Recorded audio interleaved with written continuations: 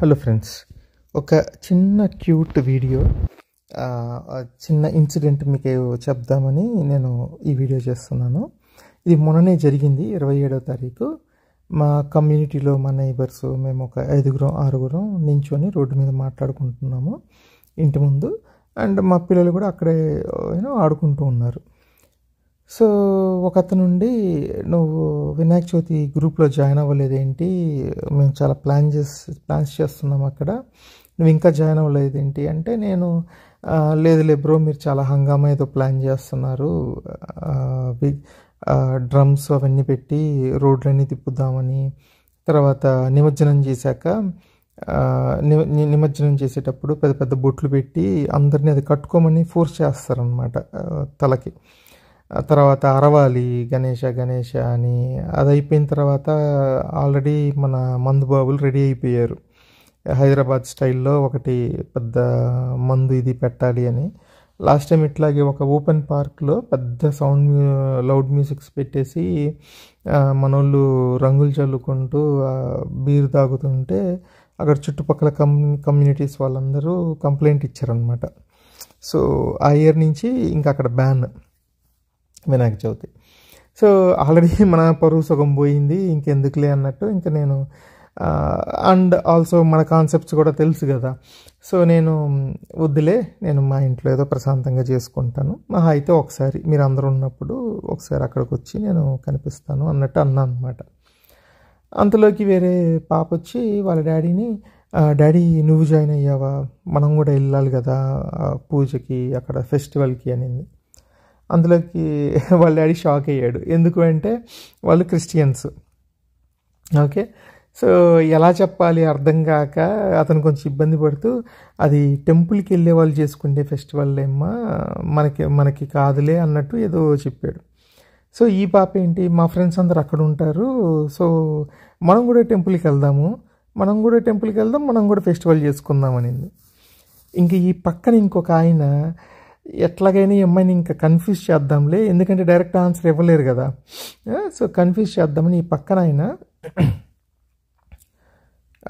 Temple అంటే ఒక దేవుడు ఉంటాడు, ఒక విగ్రహం ఉంటుంది, దాన్ని ప్రతిష్ఠిస్తారు, తర్వాత రోజు పూజలు చేస్తారు మంత్రాలు చదివి, సో దానికి ఒక పవర్ వస్తుంది, ఆ చుట్టుపక్కల మనం ఉంటే మనకు కూడా ఆ పాజిటివ్ ఎనర్జీ వస్తుంది, ఇదమ్మా టెంపుల్ స్పెషాలిటీ, ఇంకెళ్ళి ఆడుకోపో అని చెప్పి అన్నాడు అనమాట, ఏదో కన్ఫ్యూజ్ చేద్దామని. దాంతో సాటిస్ఫై అవ్వలేదు అతను చెప్పిన సంథింగ్ స్టోరీతో.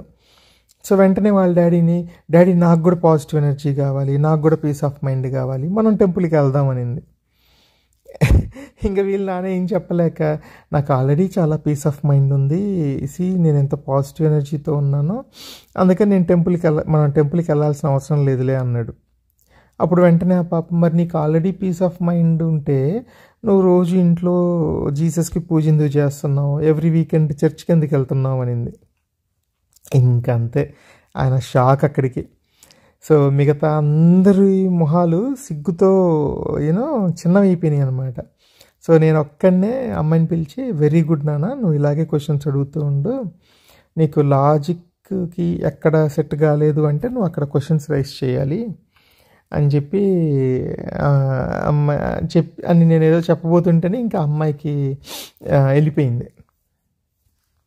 ఓకే, సో ఇట్లా అండి, అంటే ప్యూర్గా ఉన్న పిల్లల మైండ్స్ని మనం చిన్నప్పటి నుంచే ఈ పిచ్చి స్టోరీలు, తర్వాత ఈ కల్చరల్ రిలేటెడ్వి ఐడెంటిఫికేషన్లు, క్యాస్ట్ ఐడెంటిఫికేషన్లు, రిలీజియస్ ఐడెంటిఫికేషన్లు, ఇవన్నీ చెప్పి మనం పిల్లల మనసుని యాక్చువల్గా పొల్యూట్ చేస్తున్నాం. ఓకే, కానీ దీంట్లో ఏంటి, ఒక ప్రైడ్ అనమాట, ఓ మన పిల్లలు మన కల్చర్ని ముందుకు తీసుకెళ్తున్నారు అనే ఒక ఫాల్స్ ప్రైడ్ అది.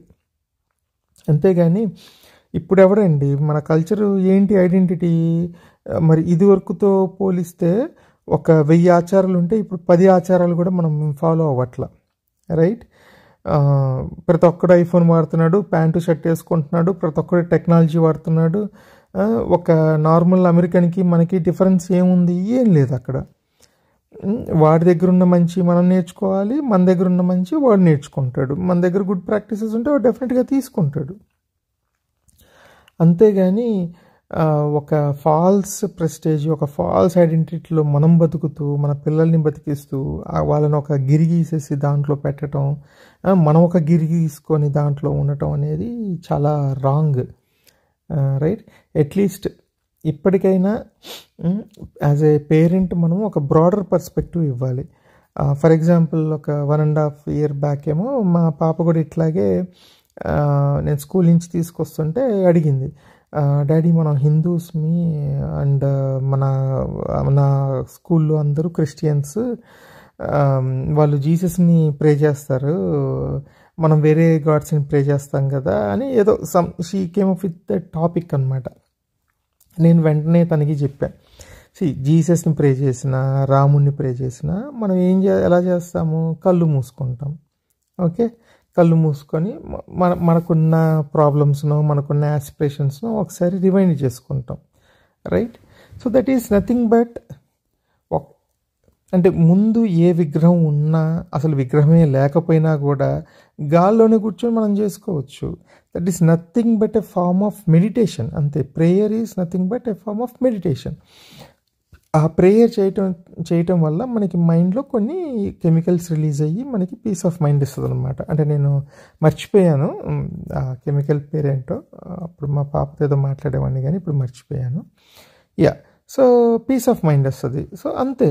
సో నేను మా పాపకు అప్పుడు అదే చెప్పాను. సో కొంతమంది ఇలా రాముని పెట్టుకొని చేస్తారు, కొంతమంది జీసస్ని పెట్టుకొని చేస్తారు.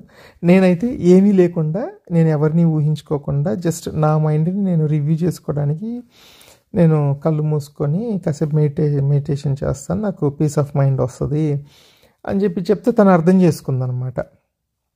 అర్థం చేసుకొని ఇప్పటికీ తను అంటది, ఓ నువ్వు ఏతిస్ట్వి కదా అంటదనమాట. సో నేను అంటుంటాను, ఏతిస్ట్కి డెఫినేషన్ అక్కడ కరెక్ట్గా లేదు. So I'm not even a atheist, I'm just a human being అని అంటూ ఉంటాం మా పాపతో. సో అట్లాగా మనము ఈ పిల్లల మైండ్ని కరెక్ట్ చేయకుండా మంచి ఎక్కడున్నా నేర్చుకోవాలి, చెడు ఎక్కడున్నా క్వశ్చన్ చేయాలి.